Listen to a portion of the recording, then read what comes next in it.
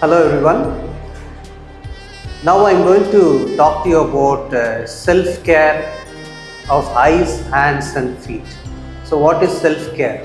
In leprosy, as we all know, there are impairments in the eyes, hands and feet, sensory and motor and autonomic nervous system dysfunction in the eyes, hands and feet.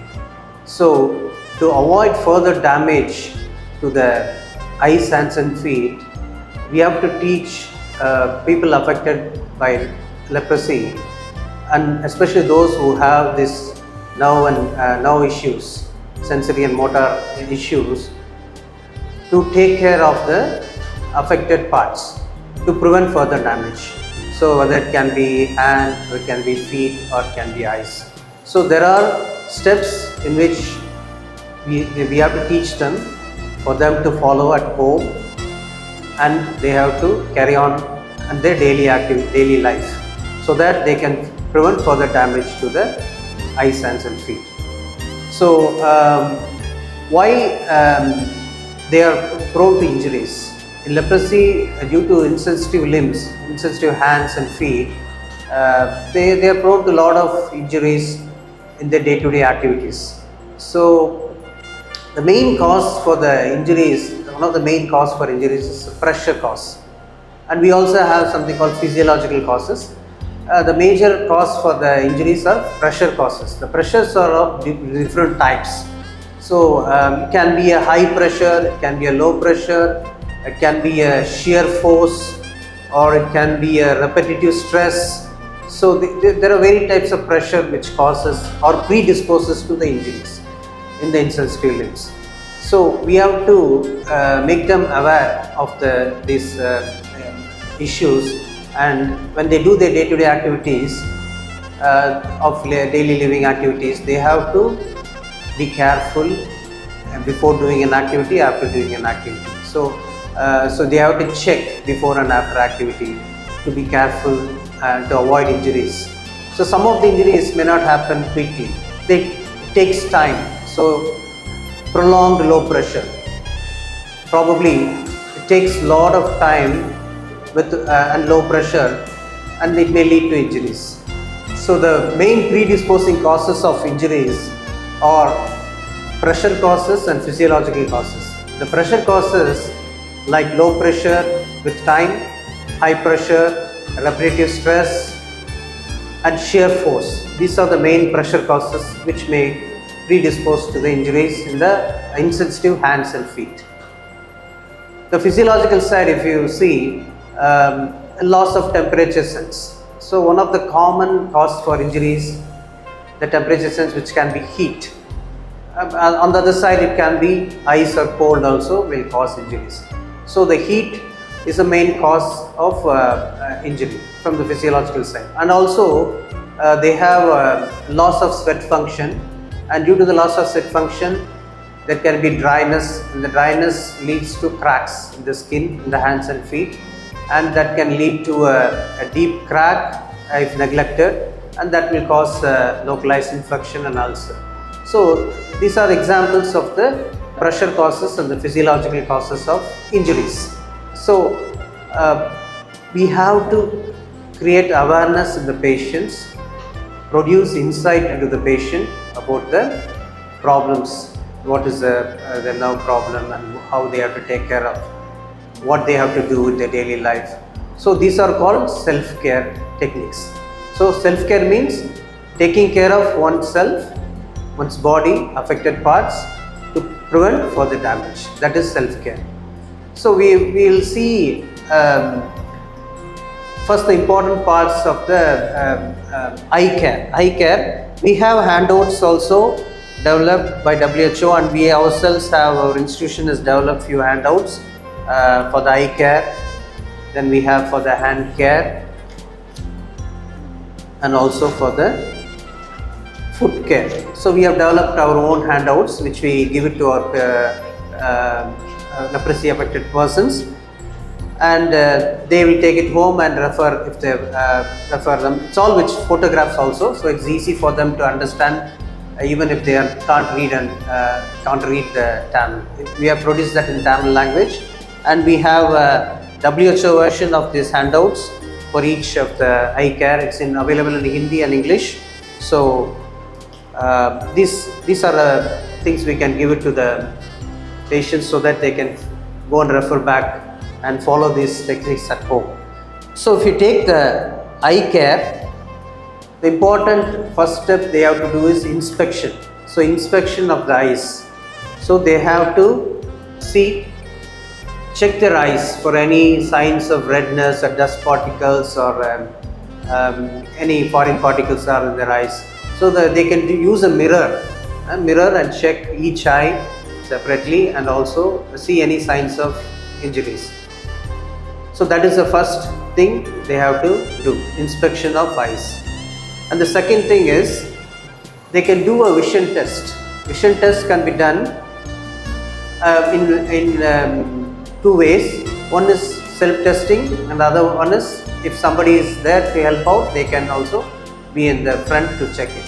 This is kind of eye check, vision testing. Each eye they have to do daily.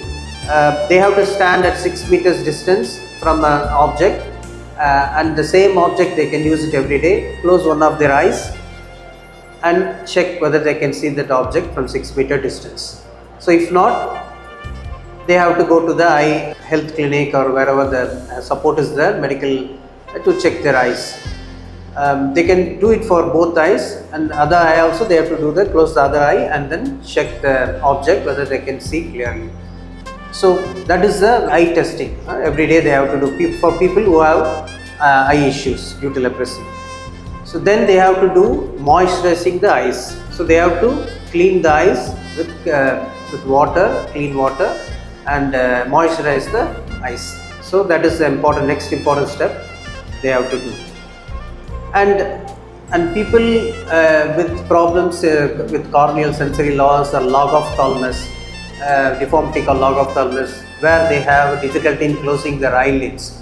So those people, they can use fans like this, or nowadays you have electric fans, small fans available, but simple fans like this they can use to chase away the flies.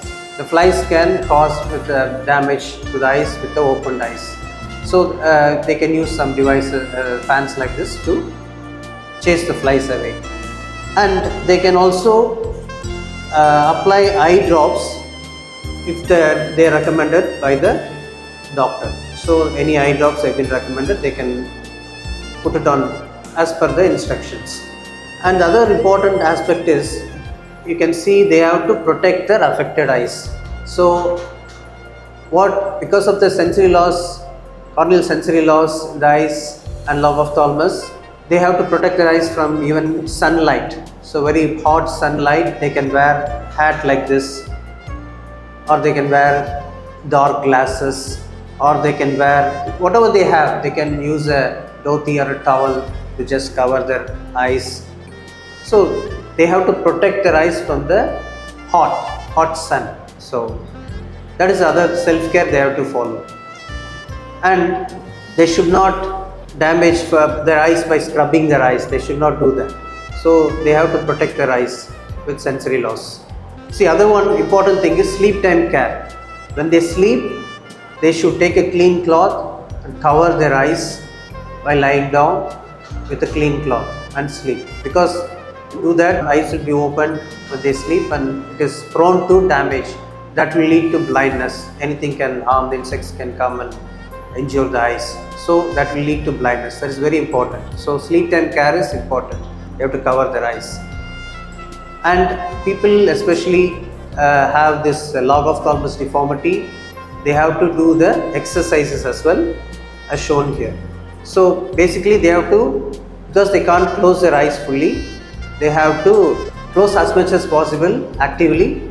So that is also important exercise they have to do. And also people with these deformities can't blink. So when they have this blink issue, they have to prompt themselves to blink once in 20 seconds approximately, like that. Or when they see a person blinking when they are walking, they should blink their eyes, because the blink may be absent in it. So that is one way of prompting themselves. Or they have to have a habit of doing that eye closing exercise, tightly closing the eyes for once in every hour they can do few repetitions. So close their eyes tightly and open. So these are some of the important self-care things that the person has to do. Those people who have sensory loss and the logophthalmos deformity in their eyes. And we also, as I told you, we produce handout to give them for follow-up. So this is our own Karigiri developed handouts. Okay, next thing I'm going to briefly tell about the care of the hands. Care of the hands as well. Inspection is very important of the hands. They have to check the signs. Hands are easy to check, so they have to inspect the hands before doing an activity and after doing the activity also, just to see any injuries has been caused due to that activity.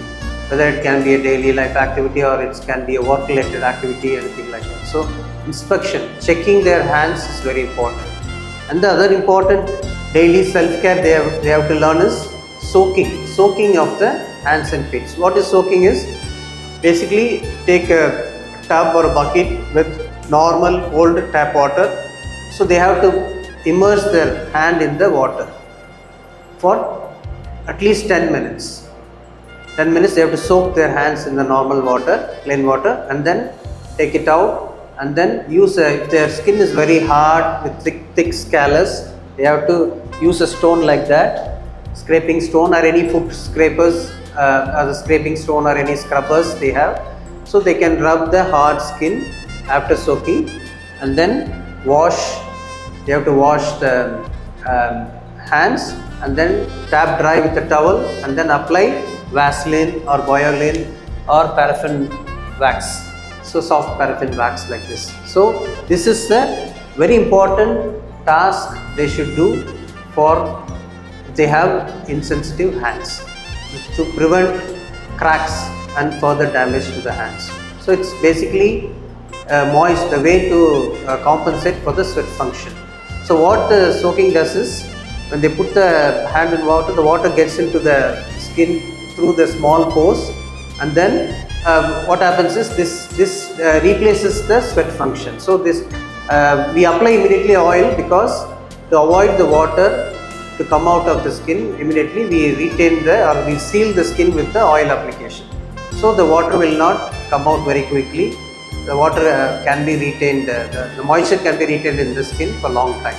So soaking, scraping and oiling is the technique that we have to follow. We have to teach them. It's called SSO, that is soaking, scraping, oiling. So that is a method to keep the hands, the skin moisturized. Okay, so that is the other important task they have to do. And after soaking, they can do exercises also. So the exercises can be done according to the deformity they have. So they have to stretch the skin passively and apply the oil and do the massage exercises as well. So to maintain the joint mobility, if they have clawing, they have to do the daily exercise to keep the joint mobile. So the joint can be kept mobile by doing this. It will help in prevention of the tightness, contraction and deformity. So daily exercise is important after soaking. And other things like they have to be careful while doing any activity, even if it is, for example, cooking activity is a daily activity that people do, and especially when they do cooking, they have to wear gloves like this. This kind of different types of gloves are there.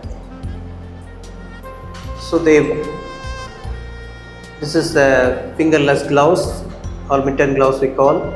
So, or there are these types of gloves as well, the thumb. So whenever they carry a transfer hot stuff, they can use this while cooking, and they have to remove this where they cannot use gloves for certain activities. So cooking gloves is important for people who does cooking, and that helps to prevent injuries on the dorsum and the volar aspect due to heat. So sometimes people think they can use cloth, but sometimes still it's not very protective. This is protecting both sides of the hand. So they have to wear protective devices for like this cooking gloves for cooking activities, and also for general basic any non-hard work activities. They can use a basic cotton glove like this to protect their hand. For example, holding things, holding a rope, holding a knife. Can be any activity they do. So, and there are other thick gloves as well. These are different types of gloves we have. So, if they are doing any hard manual work, they can wear gloves like this. So, these are leather gloves which will give more protection to their insensitive hands. So the farmer can wear this, or a manual laborer, any hard work laborer can wear this. So they have to learn and get into habits of using protective devices. So we provide this, and also we advise them to get these gloves and to practice in their daily activities to avoid further damage. See, and again, cooking wise, there are a lot of ideas we can give them. Instead of using the metal spoons, they can use wooden spoons like this. They're all available commonly in the markets. So mostly, even sometimes the insulated utensils may have, you can still feel the heat. So maximum try to avoid the heat exposure in the insensitive hands. So they can wear gloves, as well as they can use some of the wooden things like that to avoid heat injuries.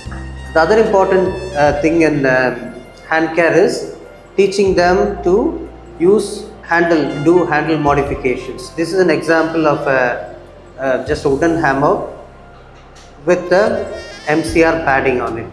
So when they use a tool without the protection, they are prone for injuries. As we talked about the different pressures involved, when using the hammer, there are a lot of pressure involved.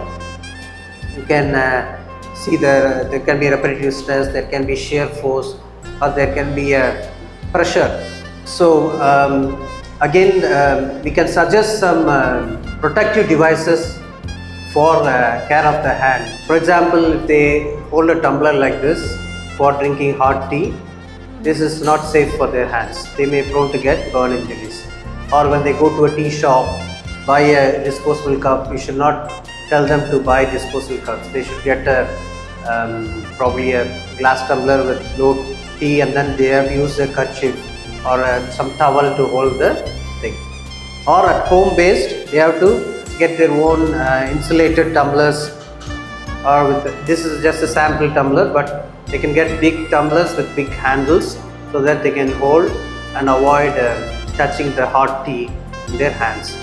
These kind of protective devices are available, and they can put an insulation cover like this. This is an insulation material to avoid heat injuries. So they have to learn to change their lifestyle from a normal holding a normal tumbler to some adaptations to prevent injuries. So these are samples to avoid injuries. And other than that, they can they have on top of purely sensory loss, they have some deformities. Their grasping and pinching ability will be affected. So for example, this is a razor. So if they hold a normal razor like that, they may have weakness in their hands or a paralysis. So they will not be able to hold the shaver in their hands. So when you modify the handle of the razor to an enlarged handle like this, they will have better grasp and they will be able to manage their daily activity independently.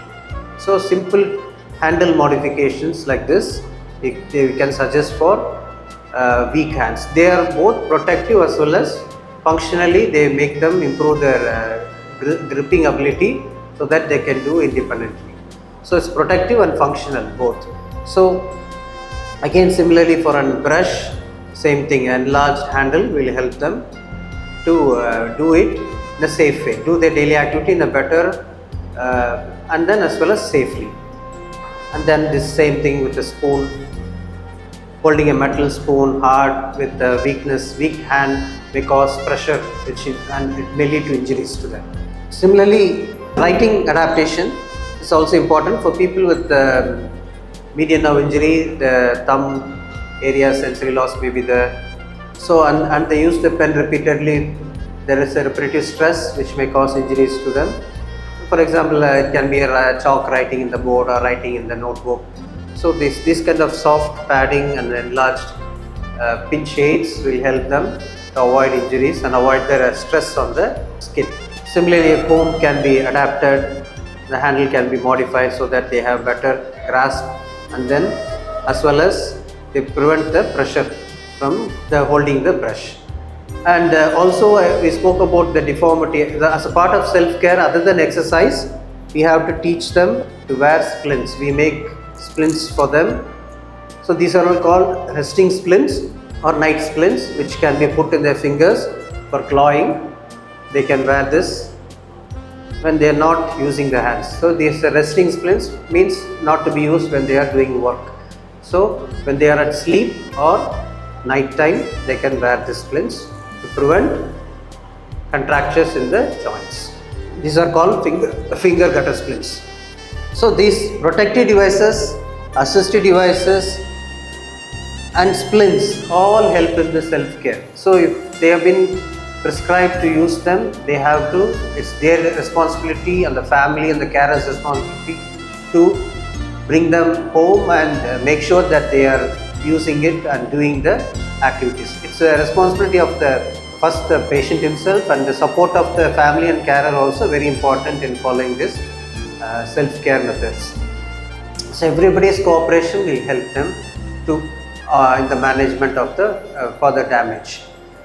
So I have here some other samples of assistive devices. For example, this is a molded handle. It's a pen which is molded. So these kind of customized molded handles to a tool will help in about 80% chances of pressure. So people, for example, with a very deformed hand, when they hold a normal pen, it will be very difficult for them to hold, and as well as causes stress and pressure to them. But if it has been molded or customized to their fingers, that will avoid 80% chances of the injuries due to the repetitive stress. So these kind of molded handles can be recommended, and there are other types of adaptations also based on each individual deformity in the hand. They can be made independent to write, for example. So these are all available, and they have to be individually assessed and made.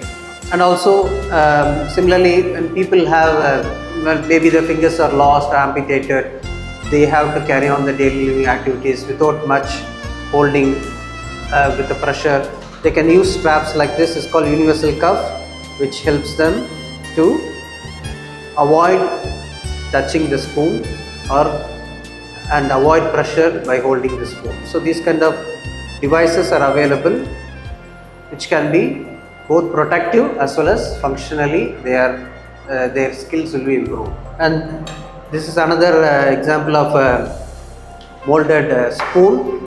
Again, for the patient's hand, it has to be customized and made so that they can continue their daily activity without much pressure on their hand, and it will all help in the prevention of injuries. So all these things help in the prevention of secondary problems due to the nerve injury, and which as a result there is a motor muscle paralysis or sensory loss, and also the dryness in the skin. So all these methods help in the hand care. Now I will focus on the foot care. So when you tell about foot care, again any self-care, the first thing is inspection is very important. So inspection of feet is important. They have to check their feet daily. So many of us don't have the habit of checking our feet. Only when there is injury or something, or when you feel pain, we try and look at the feet. But people with sensory loss in feet should be made to inspect their feet. So the inspection is very important. So the inspection part is very important. They have to check their feet daily to see any signs of injuries, any redness or any marks or any callosities. So they have to check first whether they are having some signs. When there are signs, they have to take care, make sure how it is done, and it can be. The next important thing for foot care is soaking. As we spoke about the hand soaking, similarly the feet has to be soaked in water. It's called SSO, soaking, scraping and oiling the feet. For feet, You can soak for at least 20 minutes. For hand it is 10 minutes, but feet you can soak in the normal plain tap water for 20 minutes is important. So after soaking for 20 minutes, you have to use a scraping stone like this or any foot scraper to rub and take away all the hard skin. So they will, wherever there is callosities or thick callus, they have to rub the whole sole of the feet so that the hard skin developed will come out after soaking, and then they have to tap dry with the towel and then apply Vaseline, Bioline or paraffin wax. So this is an important task in foot care as well, soaking, scraping and oiling. So this is a way to moisturize the skin and keep the skin soft and supple to avoid dryness and further cracks and further damage. Next step will be avoiding some positions. So if they are squatting for a long time or if they are squatting sitting cross-legged, so they have to watch for signs of ulcers in the lateral malleolus. Lateral malleolus is a bone on the side of your foot. So they have to check the signs of any injuries on the areas, and they have to avoid sitting in that position for a long time, or they should avoid maximum to sit cross-leg position. So instead of cross-leg sitting, they can do a long leg sitting so that the pressure on the lateral malleolus is avoided, or they can use a chair to sit to avoid pressure on the lateral malleolus. So lifestyle changes like this they have to do to avoid injuries to the affected parts. And another important thing is the wearing of the footwear. Wearing MCR, microcellular rubber footwear is also important. So as they walk, they have to use this kind of footwear to the MCR rubber. What it does is it distributes the pressure evenly towards all the feet, so that there is no one particular pressure point, and this will all help in the avoidance of injuries. So we have to tell them to wear footwear, create a habit of wearing footwear, that too suitable footwear. So a lot of our people don't wear footwear, farmers and all don't wear footwear while walking. So they have to learn and get the habit of using the footwear. So and they should be cautious of staying away from the heat source or walking near the fire. So heat, as we say, heat is one of the important cause of injuries. They should avoid wherever there is a source of heat. It can be a engine heat, maybe a motorcycle silencer heat, motorbike, or it can be the bus engine sitting in the front and stretching the legs. So these are the sources of heat where you can get injuries easily in the foot.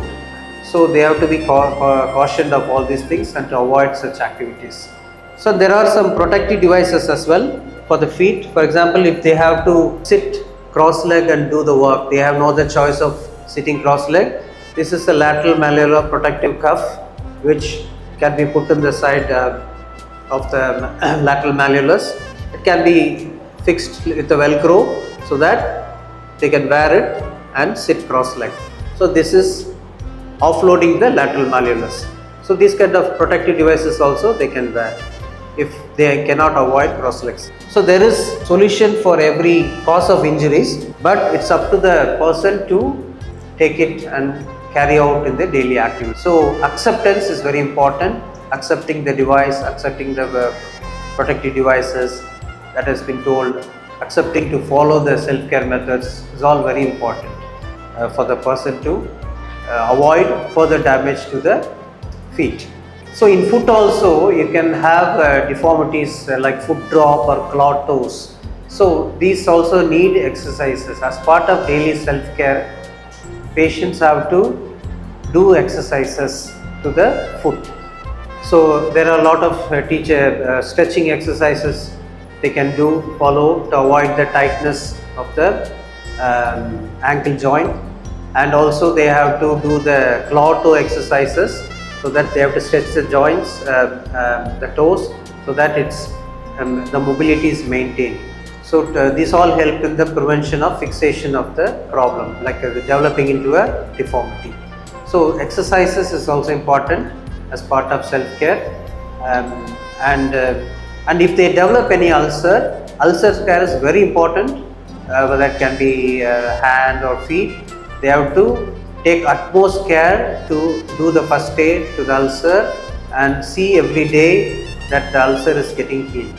If the ulcer is not healing, or is there any signs of foul smell or any redness, swelling, they have to immediately go to the health center or a clinic where they can get medical help. So if they neglect the ulcer, that may get more infected and bad, and that may end up in the amputation. So ulcer care, even a small injury they have to take utmost care to get them healed. So it's very important in the management of ulcer. They can use also to a walking stick or any other devices to avoid weight bearing on the feet. So the pressure is, as we spoke, pressure is the main cause of the injuries. Put pressure on the ulcer area so that further damage the ulcer. So you should be careful in using the walking aids and stick to offload the ulcer area. So these kind of things also very important as part of the self-care. So it's very important for the patients having sensory problems and muscle problems to follow the self-care techniques to avoid further damage to the skin. Thank you.